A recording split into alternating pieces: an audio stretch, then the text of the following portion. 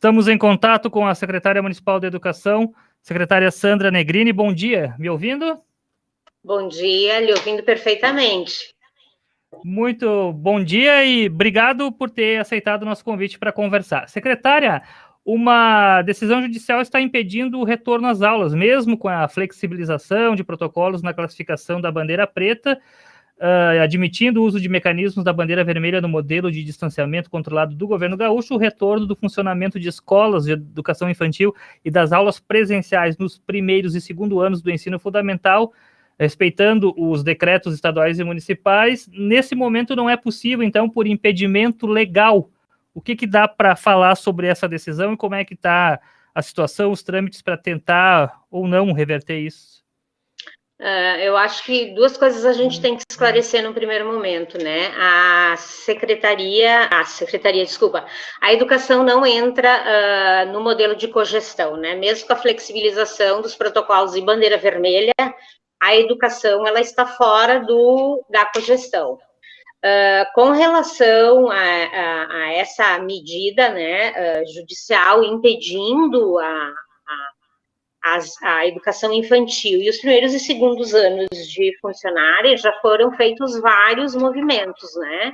Houve movimento do governo do estado, houve movimento de vários municípios, houve movimento também da rede privada, que nesse momento é quem está com o peso, né, maior, principalmente da educação infantil, porque atende, né, grande parte da população, e isso causa, na realidade, um distanciamento entre a possibilidade de tu abrir de estar funcionando todas as atividades econômicas e, ao mesmo tempo, as famílias não terem como ter um cuidado, né, efetivo dos seus filhos nas escolas nas quais elas foram matriculadas, principalmente na questão da educação infantil, que a gente sabe que elas exigem um maior cuidado. Então, deixar uma criança de 2, 3 anos, ou mesmo menor, com outro familiar, isso causa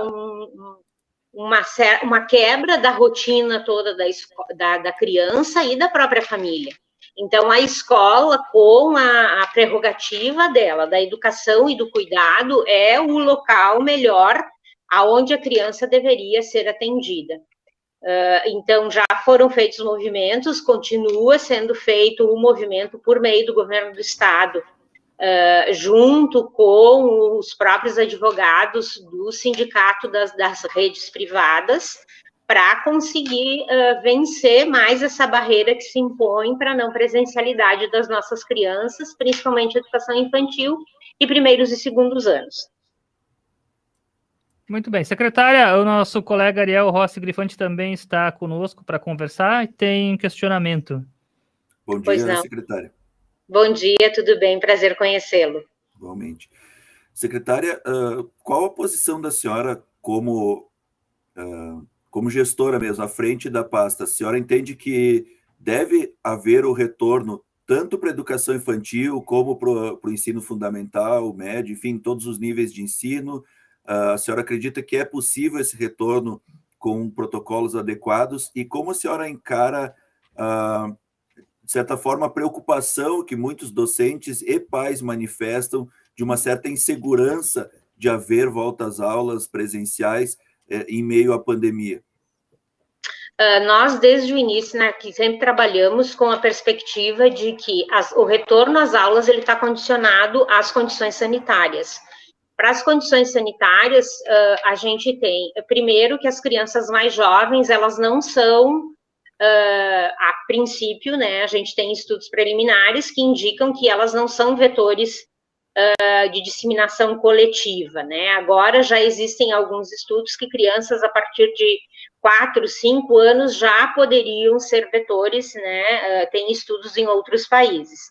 Então, uma questão é a questão sanitária, que ela deve permitir, e por isso que a educação não entra no protocolo de cogestão, então ela tem que estar na bandeira vermelha, a única faixa etária que foi flexibilizada na bandeira preta é do 0 aos 8 anos, exatamente por todos esses estudos, né, que foram feitos em vários países, e não países só, porque às vezes as pessoas dizem, mas são países, né, que têm um nível socioeconômico melhor, tem uma organização de saúde melhor, tem protocolos mais rigorosos, né?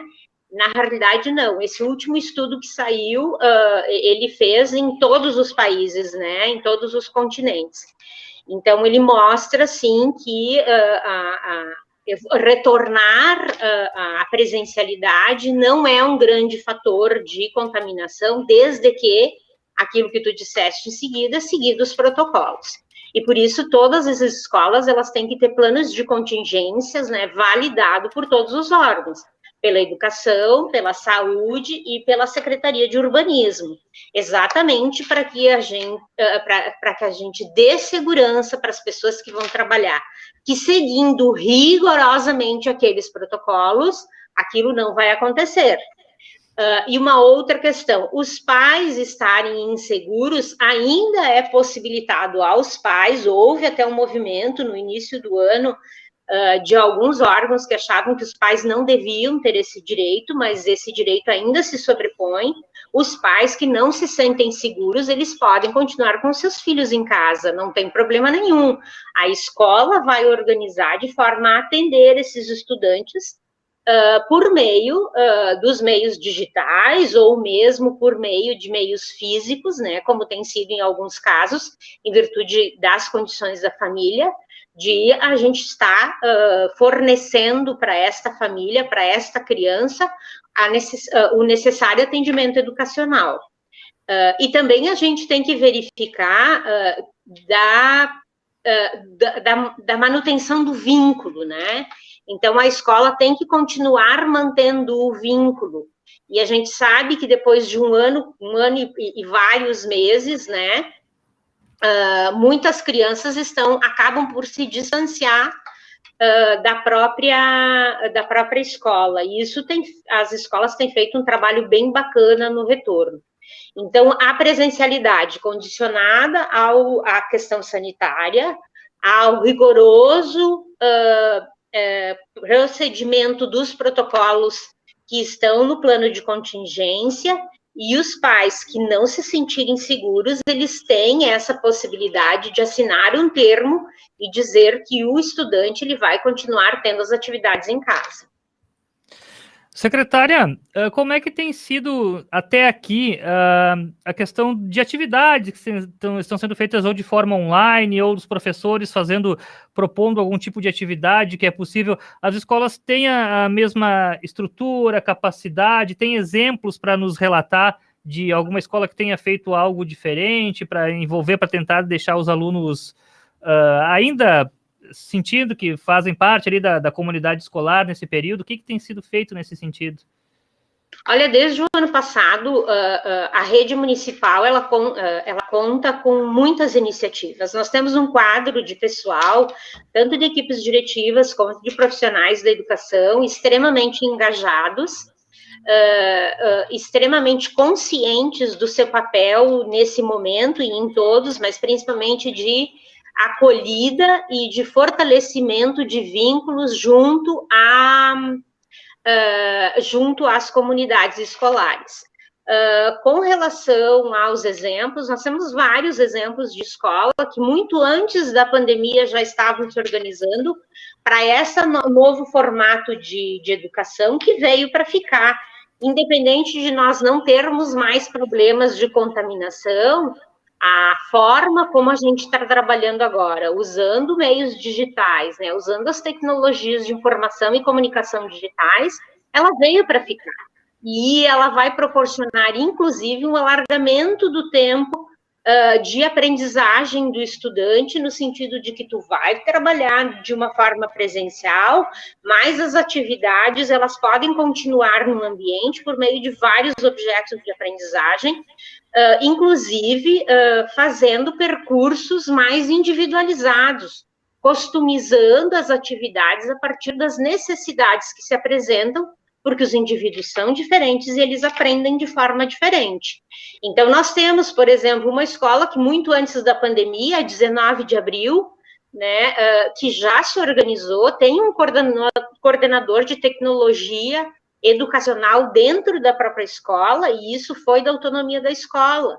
Uma escola que está fora do seu território, por exemplo, a governador Roberto Silveira, que está passando por uma reforma e que atualmente está trabalhando aqui no Mutirão, a equipe diretiva faz uma verdadeira mudança toda semana, porque ela volta no território e, junto com outros atores da comunidade, elas fazem a distribuição das atividades para aquelas famílias que não têm a possibilidade de imprimir, fazem a distribuição dos kits de alimentos perecíveis, encaminham cartinhas para as famílias de modo a manter esse vínculo.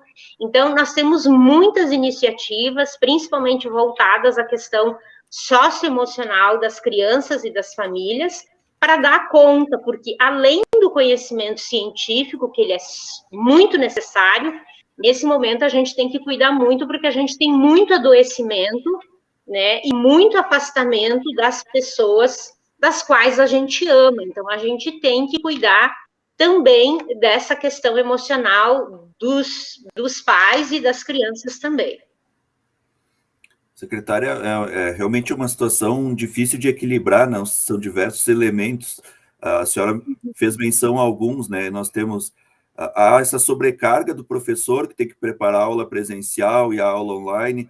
Há muitas famílias que têm dificuldade de sinal de internet, né? A rede municipal atende famílias carentes, inclusive, e aí esses alunos precisam ir até a escola pegar material ali impresso, né? Houve toda uma sobrecarga grande de trabalho. Ao mesmo tempo é necessário o isolamento, mas é necessária a convivência, porque ela também é um instrumento pedagógico, né? A senhora trouxe vários elementos que são importantes.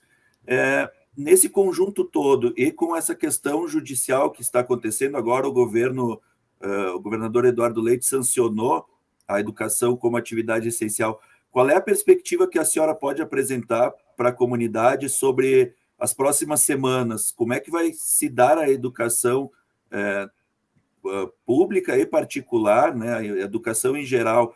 Nós vamos continuar nesse modelo? Ele é suficiente? Ou é o possível para atender? A senhora vê perspectiva de daqui a pouco estar retornando às aulas presenciais, ou um modelo híbrido, presencial e online? Como que se vislumbra o cenário nas próximas semanas?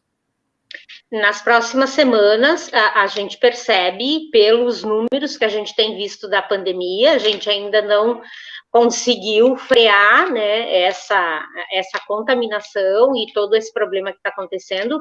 Então, a perspectiva dos próximos dias é a gente continuar nesse modelo que a gente está. O modelo híbrido, ele vai acontecer, ele vai fazer parte agora, naturalmente, de todo o trabalho educacional. Então, tanto a rede pública quanto a rede privada, ela não vai mais abrir mão deste modelo híbrido, exatamente por quê? Porque ele traz, além dessa perspectiva do alargamento do tempo de aprendizagem, ele traz uma perspectiva de introdução de uma série de outros conceitos que são necessários para esta época que nós estamos. Inclusive, nós temos que avançar cada vez mais na própria questão do pensamento computacional. Com relação aos professores, que eles estão com sobrecarga, sem dúvida nenhuma, porque na turma, quando tu estás trabalhando com 20, 25, 30 estudantes, tu está trabalhando todo junto e, ao mesmo tempo, tu está dando o atendimento individual, né? Respeitando a temporalidade de cada um. Agora, quando a gente está neste modelo de distanciamento físico, tu passa a quase ter um atendimento individualizado todos os dias, né? Então, tem professores com uma sobrecarga de trabalho muito grande, principalmente quem é dos anos finais do ensino fundamental e do ensino médio, que trabalham com várias turmas, às vezes são 170, 200 estudantes para tu dar atendimento, e que tu não pode esquecer, e que tu não pode deixar de ter esse vínculo todo dia, né, e ao mesmo tempo, tu tem que dar um feedback daquelas atividades que tu estás mandando. Então, o que nós temos trabalhado com a rede municipal é que o importante agora, nesse momento, não é a quantidade, até porque a gente não quer o professor também sobrecarregado e adoecido, e também não quer as famílias sobrecarregadas e adoecidas, porque a gente sabe que os pais e a nossa realidade da rede municipal, uma grande parte, ou uma parte significativa, ela tem também uma limitação na questão do nível educacional. Então, a escolaridade, às vezes, dos pais não permitem que ele faça uma intervenção de determinados conceitos, e aí a gente tem que trabalhar com atividades, conceitos, e o estudante possa ter autonomia para desenvolver.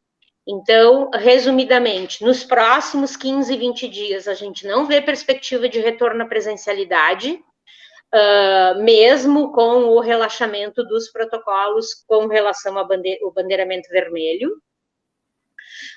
O modelo híbrido, ele veio para ficar, e nós temos que ter cuidado, sim, de pensar que o tempo de aulas online, ele não pode ser igual ao tempo de aula presencial, sob pena de nós esgotarmos tanto os professores quanto os estudantes. Imagine um estudante de 15, 16 anos, estou imaginando ensino médio agora, né? Ficar das 7h30 ao meio-dia na frente do computador todo dia, né? Com atividades, inclusive, para fazer depois.